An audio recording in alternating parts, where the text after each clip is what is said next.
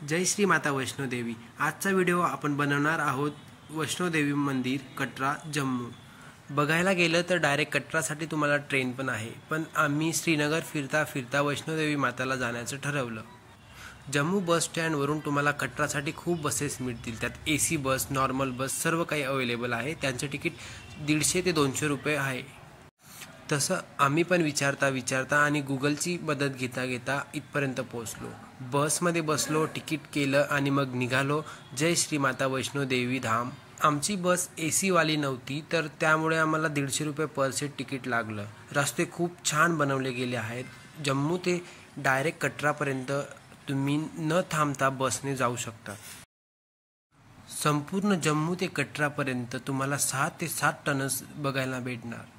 हे टनल्स खूप मोठे असून खूप मेहनत घेतलेली आहे। संपूर्ण रस्ता पहाडामधून बनवलेला असून मेन हायवेला हा असा पॉइंट आहे जिथून उजवीकडे रस्ता जातो काश्मीरला आणि डावीकडे जातो रस्ता कटराला। कटरा शहर येण्याच्या आधी एक चेक पॉइंट आहे जिथे आपल्याला उतरून सारी बस चेक केली जाते। असं करत करत आम्ही कटरा पोहोचलो। कटराला बस जिथे सोडेल तिथून 1 ते 1.5 किलोमीटर मंदिराचे प्रवेशद्वार आहे, जिथे तुम्ही पैसे भरून तुमची बॅग ठेवू शकता। बॅग ठेवल्यानंतर रिसिप्ट मात्र जपून तुमच्याकडे ठेवा। बॅग आणि इतर सामान लॉकरमध्ये ठेवल्यानंतर तुम्हाला जावे लागेल यात्रा कार्ड बनवण्यासाठी। हे यात्रा कार्ड रेल्वे स्टेशनवरही बनले जाते आणि इथे आल्यावर इथेही बनवले जाते। यातला शुल्क मात्र काहीही नसून तुम्हाला फक्त लाईन लावावं लागते। यात्रा काउंटर हे मुख्य बस स्टॉप जवळ आहे। तुम्ही तिथे कुणालाही विचारलं तर ते तुम्हाला गाईड करतील। तुम्हाला जायचं आणि लाईनमध्ये लागून तुमचं कार्ड, आधार कार्ड नंबर आणि तुमचा फोटो ते घेतील। कार्ड बनवल्यानंतर ते कार्ड तुम्हाला जपून ठेवायचे आहे आणि मग इथून तुम्हाला तरी पण 2 ते 2.5 किलोमीटर मेन गेट लागेल, जिथून तुम्हाला यात्रा सुरू करायची आहे। यात्रा सुरू करण्याआधी आम्ही घेतला एक फोटो आणि चालू केली आमची यात्रा।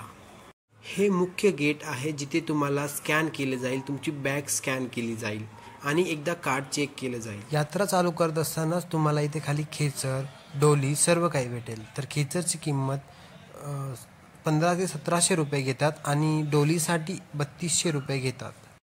यात्रा चालू करत असतानाच खालूनच खूप सारे दुकानं चालू होतात, त्यामुळे काहीच टेन्शन घ्यायचं काम नाही। तर आपण जाता करायचं आहे प्रथम दर्शन, जिथे तुम्हाला खूप सारे देवी दैवत भेटणार। दर्शन झाले की मग निघायचं आपल्या यात्रेसाठी। तसं तर आम्ही 4:30 वाजताच ही यात्रा चालू केलेली होती। वरती जाण्याचे किलोमीटर हे काही फिक्स नसून कोणी 15 ते 17 किलोमीटर सांगतात। मेन भवन हे 17 किलोमीटरच्या आत आहे। दर्शन केल्यानंतर आम्ही निघालो आमच्या यात्रेसाठी। यात्रा चालू करत असतानाच आपल्याला लागते बाणगंगा नदी, जी डोंगरांमधून खाली येते। असं म्हटले जाते की देवीचे दर्शन करण्याआधी इथे स्नान करूनच मग यात्रा सुरू करावी लागते। बाणगंगेवर स्नान केल्यानंतर मग आपण चालू करू आपली यात्रा। यात्रा चालू करत असताना हे डोलीवाले दिसतात, जे दिवसातून 2 फेरी करतात। यात्रा करत असताना आपल्याला जागोजागी खूप सारे वॉशरूम, पाणी पिण्याचे साधन भेटते।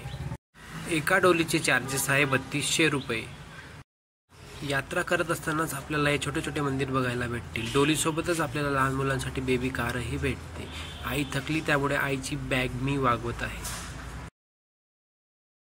यात्रा करत असताना आपल्याला बघायला भेटेल असे सुंदर दृश्य, हिरवी झाडे आणि डोंगरच डोंगर। आम्ही मग थांबून काढले फोटो, आठवण म्हणून फोटोज आणि व्हिडिओज काढत गेलो आणि मेमरी बनवत गेलो। यात्रा करत असताना प्रत्येक मंदिरात जाणे गरजेचे नाही, पण जर गेलात तर मग तुम्हाला थोडा जास्त टाईम लागेल यात्रा पूर्ण करण्यासाठी। आमची आई जी यात्रा चालू करण्याआधीच बोलत होती की माझ्याकडून पायी यात्रा होणार नाही, पण आतापर्यंत आम्ही 4 ते 5 किलोमीटर अंतर कव्हर केलेलं आहे। संपूर्ण 15 ते 16 किलोमीटरच्या यात्रेसाठी प्लेन रस्ते आणि सीडी बनवली गेलेली आहे, ज्यात तुम्ही सीडीचा वापरही करू शकतात। पण मी एक सांगेल की चढताना सीडीचा वापर करू नये, जेव्हा उतरताना तुम्ही करू शकता। जागी जागी वैष्णोदेवी खाण्याचे स्टॉल आणि टी स्टॉल आहेत। आता संध्याकाळचे 5:45 ते 6 वाजलेले आहेत, तरी आम्ही 5 ते 6 किलोमीटर अंतर कव्हर करणार आहोत। पूर्ण यात्रेच्या मध्यंतरी जे मंदिर येईल ते आहे अर्धकुंवारी मंदिर. इथून अर्धकुंवारी मंदिर 1 ते 1.5 किलोमीटर अंतरावर असेल. तर थोड्याच वेळात आम्ही अर्धकुंवारी मंदिरापर्यंत पोहोचणार आहोत. अर्धकुंवारी मंदिरासाठी सुद्धा तुम्हाला तिकीट लागेल, जे तिकीट तुम्हाला यात्रा चालू करण्याआधीच खालून भेटेल किंवा तिथेही भेटेल, पण लाईन खूप लांब असते, सो दर्शनाला थोडा टाईम लागतो. तर हे आहे अर्धकुंवारी मंदिर. इथं गर्दी असल्यामुळे आम्ही बाहेरूनच दर्शन घेऊन पुढे निघालो. इथे तुम्हाला राहण्यासाठी सुद्धा फ्री डॉर्मेटरीज किंवा धर्मशाला आहेत. आता संध्याकाळचे वाजले आहेत 7 ते 7:15. आम्ही अर्धकुंवारीचे दर्शन करून निघालो आहोत भवनकडे. तर इथून भवन आहे 5 किलोमीटर. जागोजागी असे किलोमीटरचे बोर्ड लावलेले आहेत, जेणेकरून आपल्याला अंदाज येईल की भवन किती लांब आहे. हा रस्ता आहे भवनकडे जाण्यासाठी. हा रस्ता आहे अर्धकुंवारीवरून भवनकडे जाण्यासाठी आणि मग तुम्ही भवनकडे जाऊ शकता. तरी इथून भवन तुम्हाला 5 ते 6 किलोमीटरच्या वरतीच येणार. हे आहे श्री माता वैष्णोदेवी भोजनालय. इथे तुम्हाला 50 ते 60 रुपयात जेवण भेटून जाणार. असे बरेच यात्री आम्हाला भेटले की ते 12 ते 13 तास प्रवास करत आहात. मी जागोजागी आठवणींसाठी व्हिडिओ आणि माझ्या व्लॉगसाठी व्हिडिओज बनवत आहे. हा 3 किलोमीटरचा बोर्ड आला तेव्हा आम्हाला वाजले होते 8. हे समोर जे चालत आहेत ते होते पुणेचे यात्रेकरू, जे टूरच्या माध्यमातून यात्रेसाठी आलेले होते. इथून रस्ता थोडा चढायचा असून आम्हाला 3 तासच्या वरती लागले. तर आम्ही 10:30 वाजता भवनला पोहोचलो. भवनला पोहोचल्यानंतर तुम्हाला खूप सारे डॉर्मेटरीज वगैरे भेटणार. तिथे जाऊन तुम्ही तुमचे मोबाईल, बॅग ठेवू शकता. तिथे चार्जेस असतात, पण ते चार्जेस तुम्हाला परत मिळतात जेव्हा तुम्ही तुमचं सामान तिथून परत घेणार. हे आहे पार्वती भवन. इथे तुम्ही 100 रुपये देऊन तुमचं सामान लॉकरमध्ये ठेवू शकता. उजवीकडे बाबा भैरवनाथसाठी जाण्यासाठी पैदल रस्ता आहे आणि डावीकडे भवन माता वैष्णोदेवी मंदिरासाठी रस्ता आहे. मंदिरात जाण्याआधी तुम्हाला तुमचे शूज, चप्पल आणि सोबत आणलेली काठी इथे बाहेरच ठेवून जावे लागते. मंदिरात मोबाईल अलाउड नसल्यामुळे आतील व्हिडिओ मी शूट नाही करू शकलो, पण त्यानंतर आपण जाऊ शकतो दुर्गा भवनला, जिथे फ्री डॉर्मेटरीज आहे.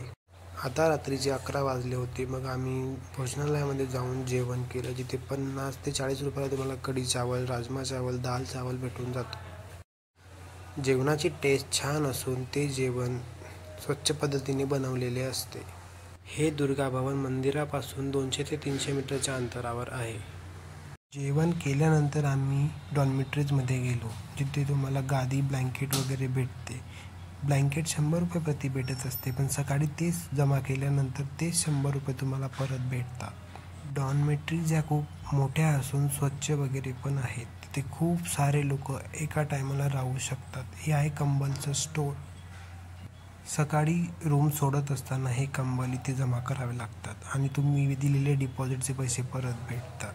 इथे लॉकर वगैरे सर्व सुविधा उपलब्ध आहे. फक्त तुम्हाला सोबत न्यायचे आहे तुमचे लॉक.